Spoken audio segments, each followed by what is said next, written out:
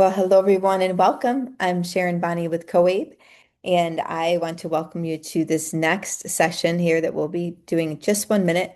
I'm giving all a minute here to get started, and we have with us Dr. Kim Glenn, and we have with us Kristen Hempel, who I'm going to promote here. She's going to be speaking here in just 1 minute. Um, Give me 1 minute. Okay. There's Kristen Hempel. And Kristen, I'd love for you to introduce yourself. I know you have a few slides you'd like to share, and then we'll introduce Dr. Glenn.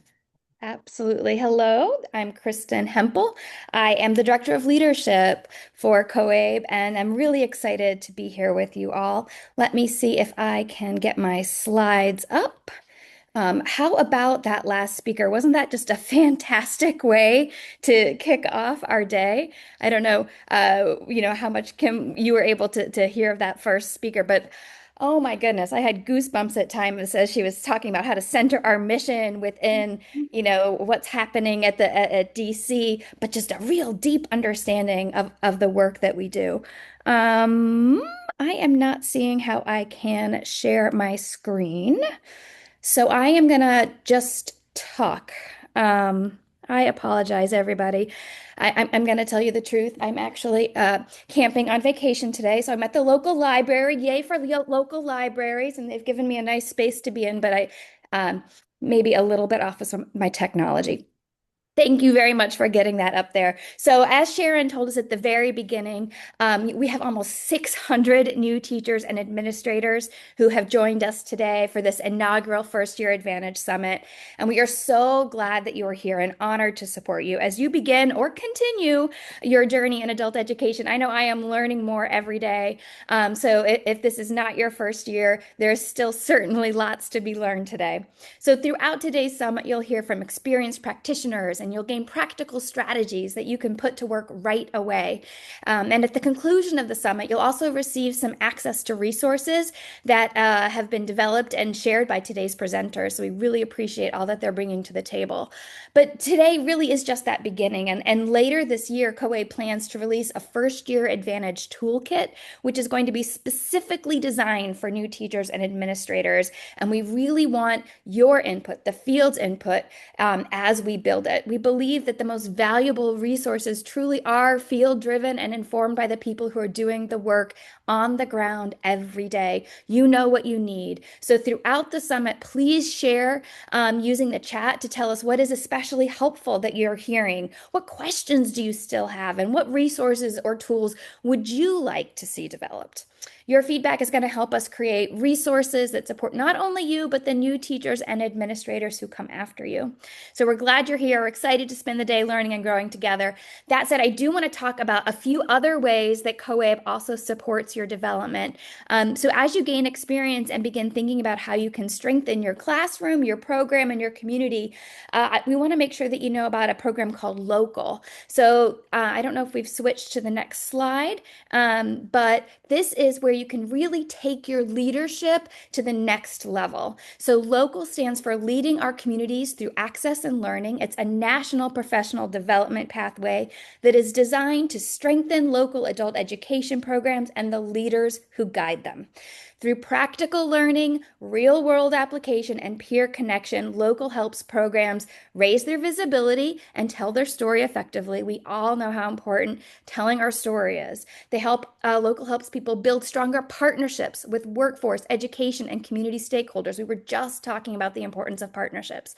It helps programs and leaders strengthen program quality and learner engagement. Again, that's going back to those outcomes, critical, and demonstrate the value of adult education within their communities. So if you are ready to strengthen your program and expand your impact, I really encourage you to sign up for Local. They have a great base camp going, lots of professionals from around the country that are really eager to dive into this work and to support each other through the process. But, leadership is only one of the ways that we develop our skills. It's also about recognizing excellence in others. So as you become a part of the adult education community, we encourage you to notice the people and the programs that are doing exceptional work, and to help all of us celebrate them and learn from them. So, our awards, incentives, and scholarships at COABE recognize and celebrate those outstanding people and programs from across the field of education. And we hear about them from you all. So, we present over 10 national awards across multiple categories, including several that may be especially relevant to you. They're highlighted here. So please keep your eyes open for when the nominations open up. We love reading about the work that's happening out there, and we are all about trying to elevate it and putting it out there so that everybody can learn from it. Award recipients are recognized on the main stage at the COABE National Conference. They receive a cash award and benefit from national recognition and press coverage. As you begin your journey in adult education, we really do encourage you to learn about these opportunities and to celebrate the outstanding educators, leaders, students, and programs making a difference in your community. And one of the best ways to move from being new in the field to becoming one of those outstanding practitioners yourself is simple. Keep learning. We know this, right? But it can be so hard to prioritize our own learning. But today's summit gives you a strong start, and COABE provides opportunities that will continue that learning throughout the year. So there are webinars. We offer over 50 professional development webinars each year on timely, relevant topics designed to meet the evolving needs of the adult education professionals. They also feature highly rated presenters, just like you're seeing today from our national conferences. They bring proven expertise, practical strategies, and field-tested ideas directly to you. So thanks to the generous support of COABE's leading partners, these professional development opportunities are available to help you continue learning and growing and strengthening your practice throughout the year. They're a must-do. And then I also really want to encourage you, one of those opportunities is COABE's AI Summit, which is happening during the upcoming Digital Inclusion Week. So I'm particularly excited about this. I'm definitely ready to roll up my AI sleeves and get some more training on how to really leverage this tool. But it's a way to discover how artificial intelligence is transforming adult education. And it's designed for educators and leaders at every level of AI expertise. It's a virtual summit, includes practical strategies, innovative tools, real world applications. So you're probably hearing some themes here. This is what COABE is all about, right? To help you save time, strengthen instruction, improve programs, and expand opportunities for adult learners. So, coming off of that, there's also the AI Bootcamp for administrators. I think we just saw that slide. That one does have a registration fee, and some more information is coming on that one. But keep your eyes peeled because, again, this is a wave we need to be on top of, and we need to understand and use it to help us advance our practices. So, looking forward to participating myself. Next up, who is ready for Adult Ed and Family Literacy Week? I know I am. It is my favorite week of the year.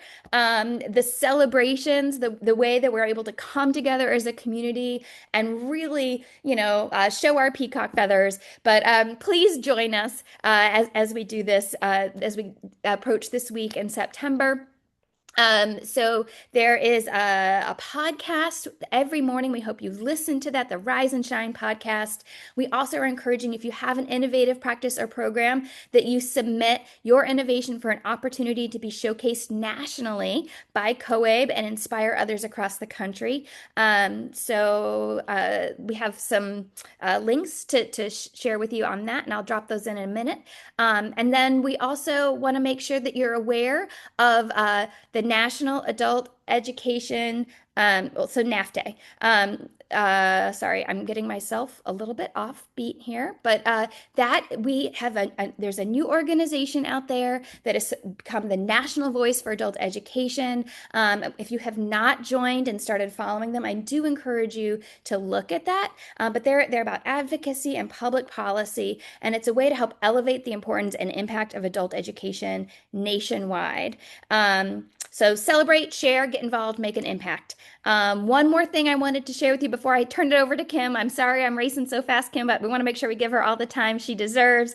But at COABE, our members are the heart of everything that we do. And as we continue to develop resources, professional development, and practical tools to support the field, we want to hear directly from you about your experiences, challenges, and priorities. So, yes, we're collecting that information today through what you put into the chat, but there is also the opportunity to come back and give us some more information through the Impact Project. So, I'll drop that link in here, but that is a way for you to talk about professional development and leadership, sustainability and employer practice partnerships, and engagement and access. The survey takes about 5 to 7 minutes and will help us understand your priorities, your needs, your expertise, and we'll use that to help create handbooks, tools, templates, and other resources that strengthen adult education programs around the country.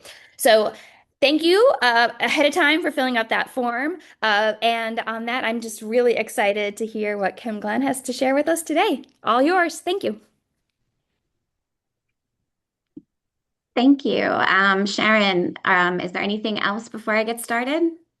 I just want to thank Kristen, our Director of Leadership from our Board of Directors. Great job, Kristen.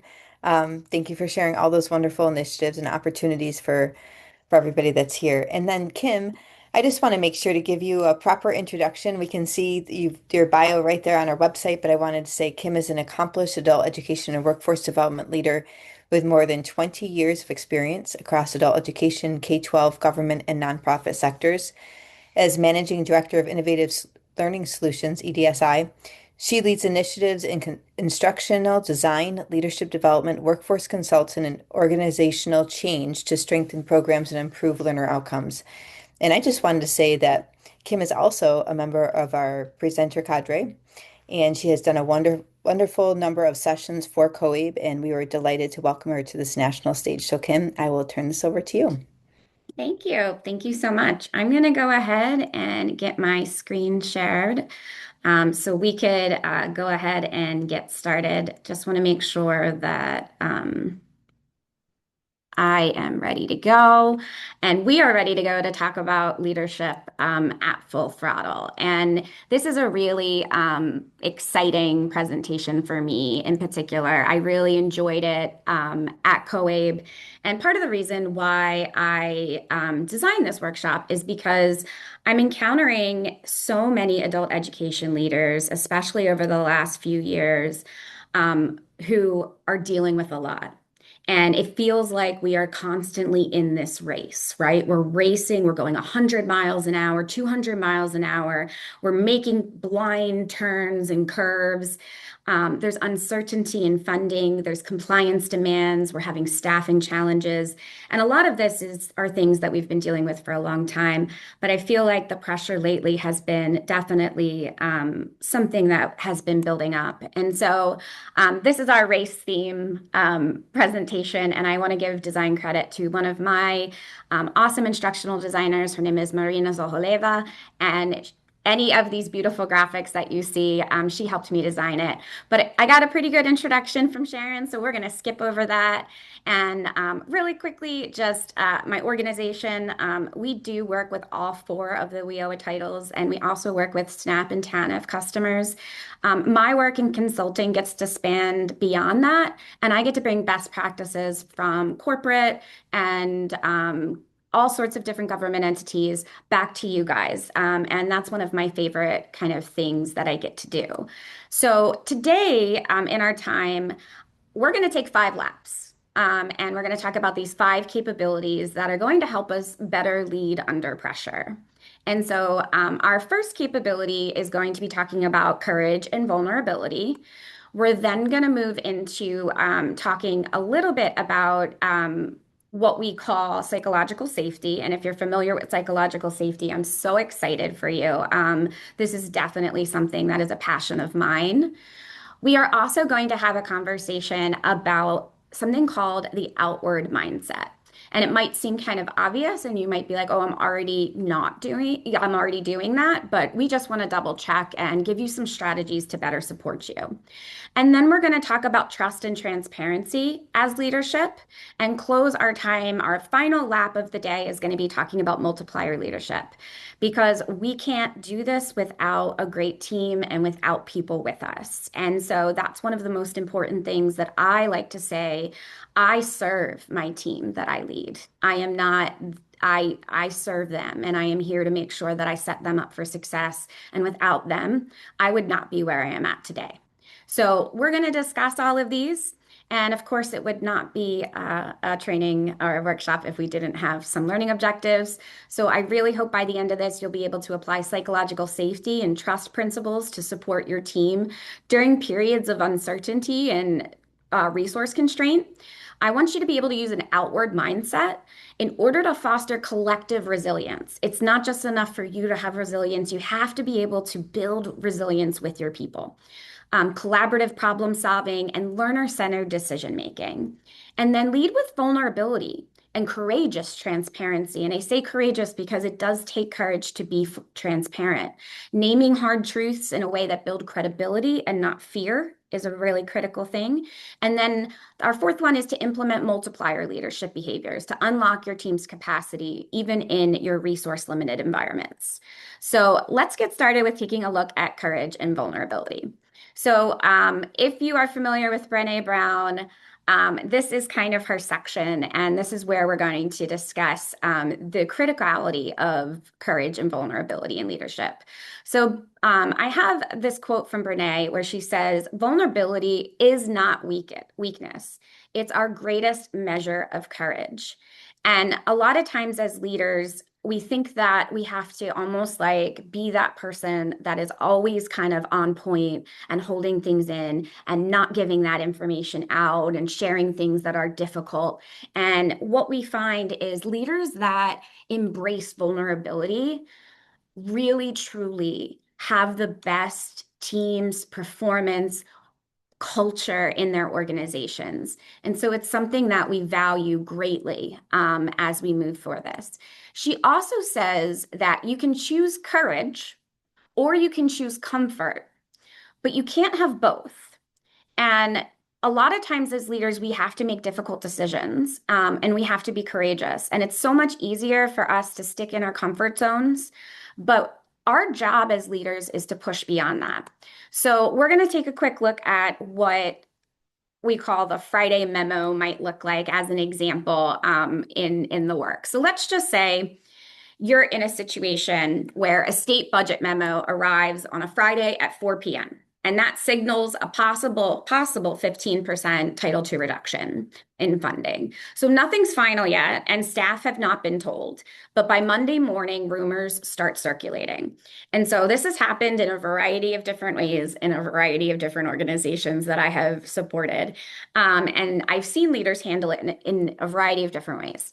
But we had one leader that I coached through this situation. And what they did is they called an all-staff meeting on Monday. They didn't wait to have certainty about the information because they didn't want those rumors to get worse and worse and people to speculate and wonder and create their own narrative about what's happening.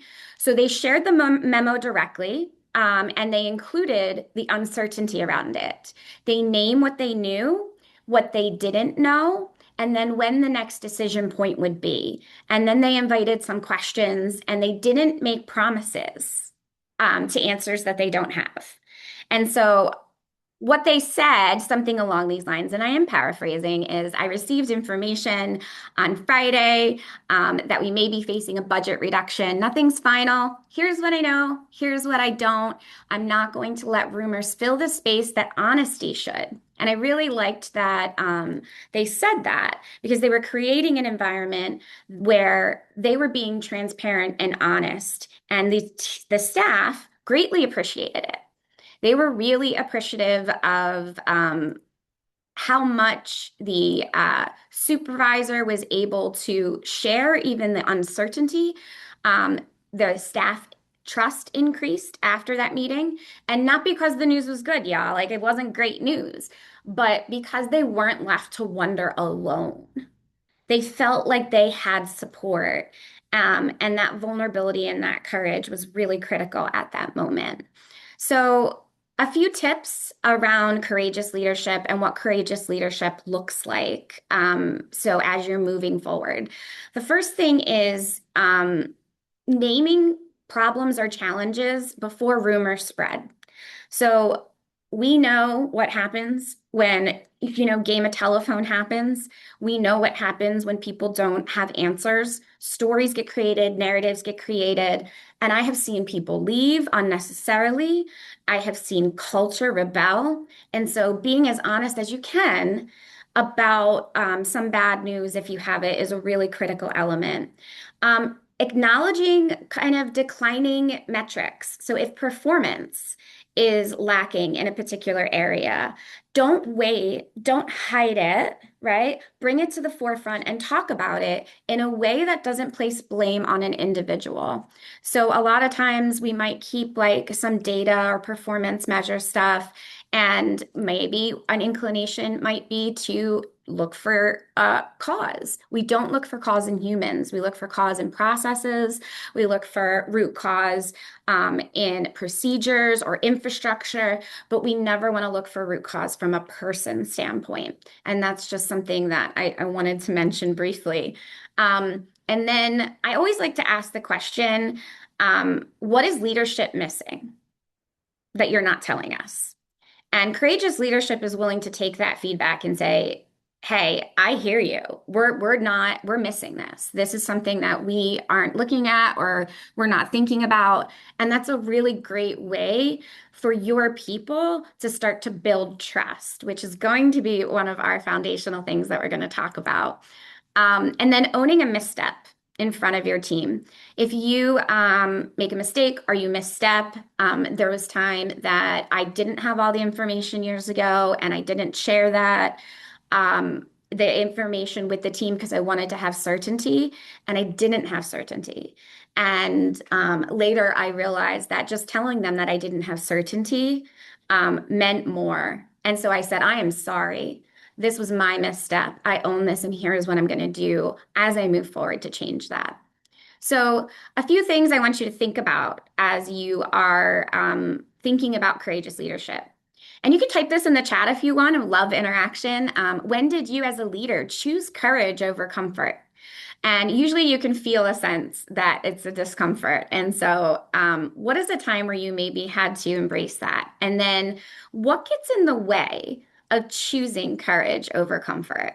And so, spend some time as I move into our next lap about answering some of these reflection questions if you feel comfortable doing so. Because psychological safety is very important, and we want you to feel safe sharing your answers and sharing your information.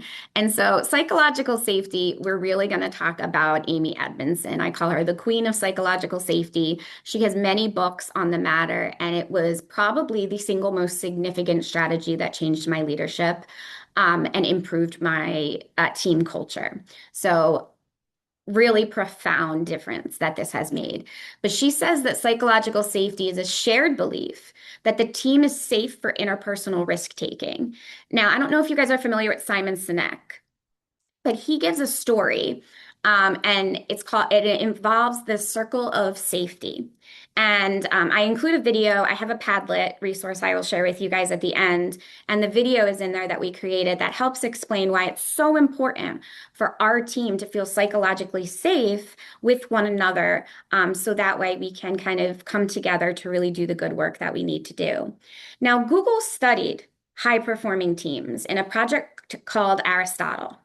And this was a fantastic project that Google did. It followed, I think, over 180 different teams over time. And what they were looking for and what they really found is that between 2012 and 2018, 180, there we go. I did have that right. So 180 teams, And they were expecting intelligence and expertise to be the two things that predicted success of that team. But what they found was not that talent, it was not that experience did it, it was not that IQ did it. It was really truly that psychological safety. The number one predictor of a high performing team was psychological safety. And so that's something for us to think about. Do we create psychologically safe environments? What types of things might harm our psychologically safe environment? How do we know we have a psychologically safe environment? Now, I want you to know that this does not mean you're going to lower your standards or that you're forcing harmony or that you're avoiding difficult conversations or eliminating accountability. It's actually contrary to that. Psychological safety opens things up. And what they find is that teams that have high psychological safety actually surface problems more frequently than those teams that don't, and they're able to quickly address them and overcome them. So when you guys are thinking about this, here's a situation that might come up. Maybe an instructor discovers some significant data entry errors, and it's going to affect the MSGs that they're reporting for the quarter. In a lot of instances, if they were the one that had to enter the data, they might hesitate and might be afraid of consequences. And I have seen this firsthand. And so, what this person did in this instance was they brought it to the director anyway. And how the director handled that makes or breaks whether or not this person is going to come back and kind of surface more problems early or not. So, the leader here, they thanked the instructor immediately. There were a few peers around in this instance. They thanked them for surfacing this. They did not ask how it happened. They asked, what do we need to fix? So we didn't go into blame mode, right? Because that would eliminate our psychologically safe environment. But we went into how do we come together to make this better? They focused on the system and not the person. And they sent a follow-up note the same day, recognizing that instructor's integrity, thanking them for bringing this to light when they did. And they used the incident itself in a future team meeting as an example of their culture working. And I loved that. And I thought that was a really beautiful thing. And so when I spoke with this person, they said something like, thank you for bringing this to me. This is exactly what a high functioning, team looks like. We're going to fix the error together. And they said, no one gets burned for telling the truth here. And I loved that because I really felt that that was nailing psychological safety really, really well. And so the result was that because staff started to see this, two more staff began to surface some issues because they realized that it was safe enough to do so. And so what they found is that they started to catch errors more quickly and they started to be able to prevent larger issues from coming. So that was a really beautiful example. But what does psychologically safe look like? What are some tips for you guys? So first thing is, I want you to ask yourself these questions. Can staff admit when a student is struggling without fear of judgment?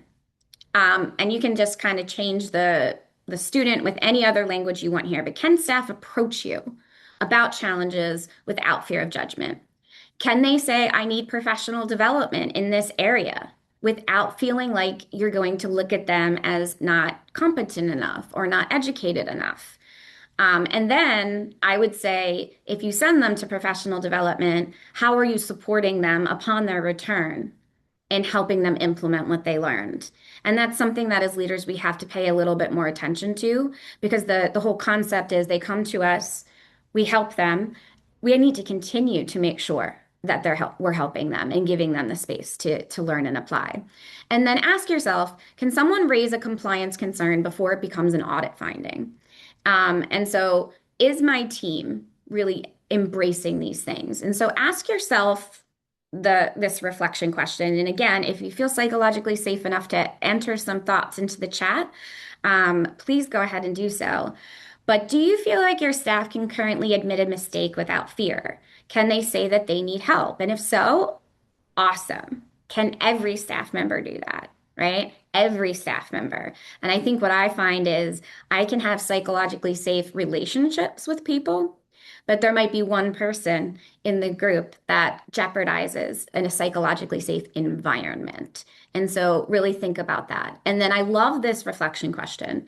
What would change in your program if your staff felt psychologically safe? What types of things might happen differently? How might your program be affected if we were able to get more people kind of stepping up and expressing concerns or ideas? What would that do? So if you feel good, stop on in the chat. Let us know your thoughts. I can't wait to take a look at them as we transition to outward mindset. And so the outward mindset, there's a book on it, and it's through the Arbinger Institute. And when I read the book, I thought, oh my gosh, this is so how we need to remind ourselves as leaders to operate. And so they describe outward mindset leaders as those people who see people as humans, not as obstacles or objects or resources. I see a lot of leaders look at staff as resources to use. They encourage you to look at them as people, as humans, and focus on the collective results overall. And while we think that might be simple and everyone's like, yeah, yeah, I do that, it's one of the hardest choices that leaders make. And part of that is biologically driven.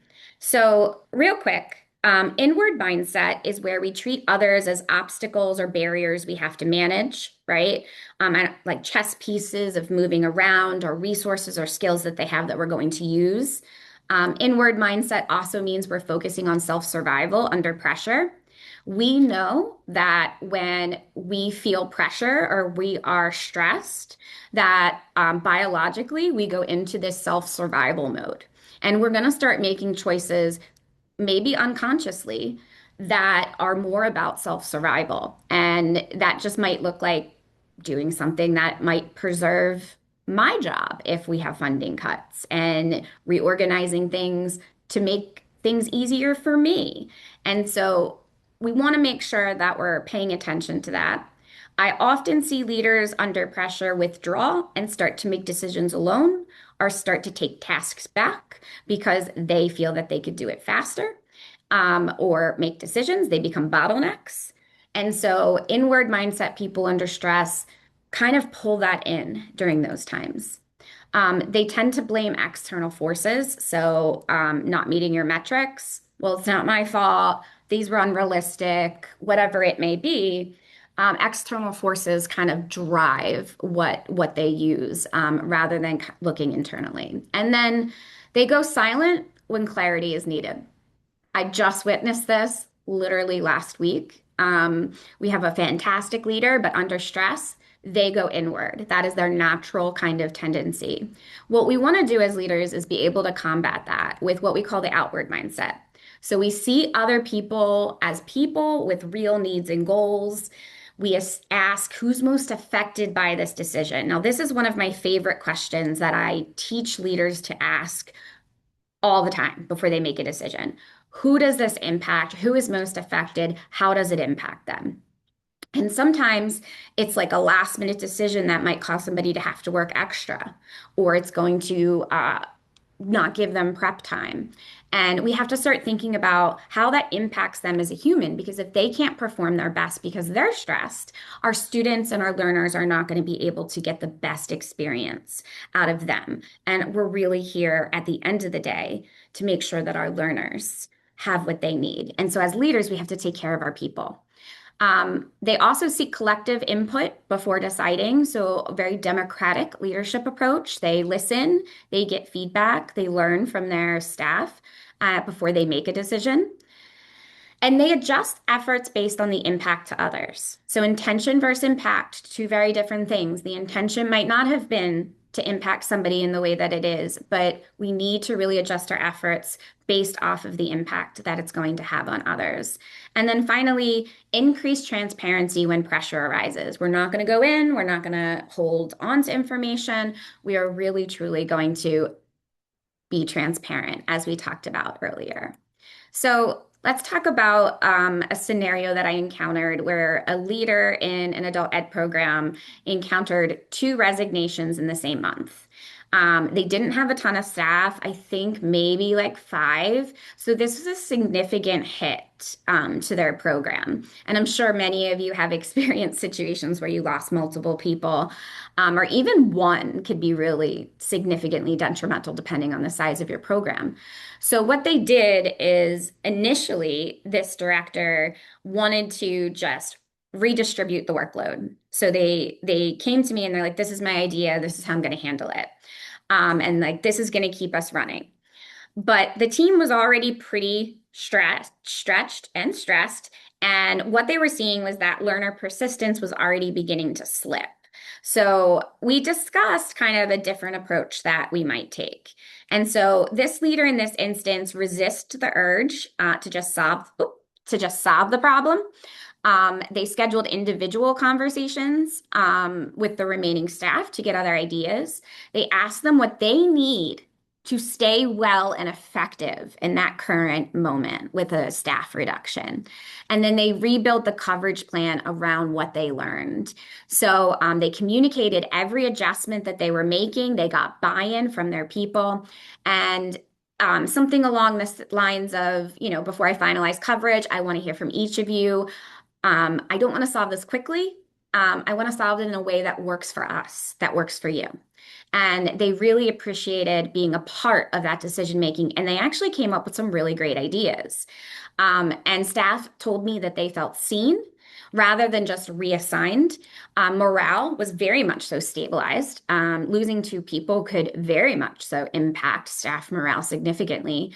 And we found out later that one of the other instructors was thinking about leaving. They decided to stay because they started to feel like they were included and a part. So a few strategies for outward mindset that I just want to share with you. For question first. If your state announced a 20% funding cut today, what would your first outward focused action be? Now, this is a reflection question for you. You might want to jot this one down and come back to it. But I always like to throw in a hypothetical.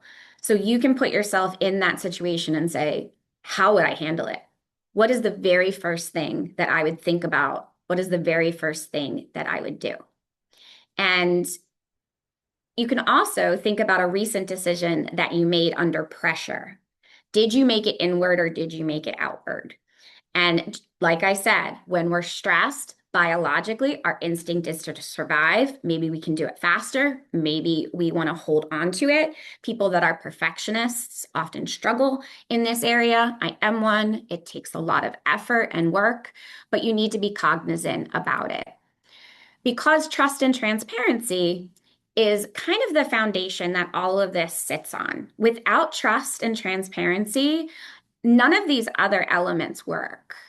And so we're going to talk about trust and transparency through the lens of our good old friend, Stephen Covey.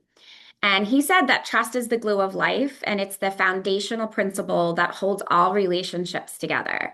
And I can't tell you and how much trust will make or break an environment, a culture. And it's one of the things that you have the ability to manage. You can create trust, and it depends on your actions and how you're going to approach. So we had a situation where I was working with a program, providing some technical assistance, and there were some concerns about their NRS data quality.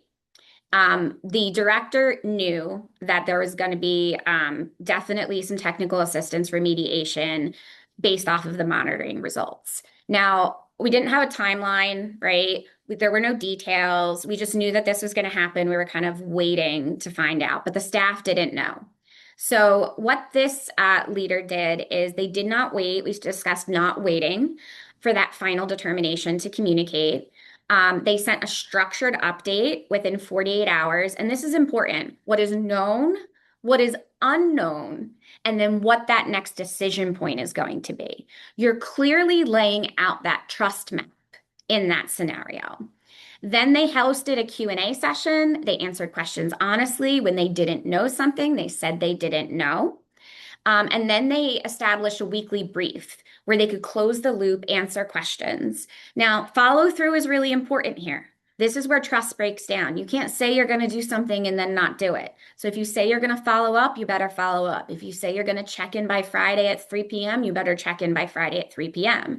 That's how we build trust. So the leader here was like, this is where we stand. This is what I don't know. Here's the date. I expect to have some additional details.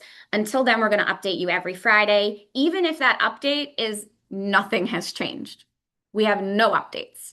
And you're like, what good is that? It was so good. The team was really appreciative of the fact that they could share what they could, and that they would be there together as they move forward with it. And so this really resulted in staff anxiety staying lower. When the remediation plan arrived for technical assistance, there was little resistance because they were prepped. They got the emotions out, the feelings out. No one felt blindsided. Everybody knew where we were at, and the team was able to come together and move very quickly. So that trust, as we were unfolding that, was really important. So there is a model by Mayor Davis Shorman, and I don't know if I'm pronouncing Shorman's last name right. That is a total guess. But this is a really important model for you guys to know. There are 3 pillars of trust. So if you are a leader and you want to build trust, the first is they believe that you have to have ability. So the team needs to believe that you know what you're doing, especially on compliance and policy. All right. Then they need to believe that you are protecting them and not just protecting the program. I see a lot of times when I speak with staff members, all organizations, that they're just out to protect the company or the school or the organization. And if your people feel that way, trust is eroded. They need to feel like you are there for them and that you're there to help them and protect them. And so the third pillar is integrity. And it's really expensive currency, y'all, right? It means doing what you said, even when it costs you something. Integrity is what we do when people aren't looking, right? And so these are what they believe the 3 pillars of trust are. And so there's like this transparency standard that they created, and it's a really great formula that I like. So what do we know? What do we don't know? And our next decision date. And that in and of itself, that framework will help you build great trust. So here is your reflection question, right? What is one situation right now where your team might benefit from this kind of structured communication even before you have all the answers? So think about that. Drop anything in the chat if you would like to share an experience as we close in on our final lap together of multiplier leadership. This was something coined by Liz Wiseman. There's a fantastic book. There's a fantastic workbook. There's a quiz you could take to see if you are a multiplier or if you have any diminisher behaviors.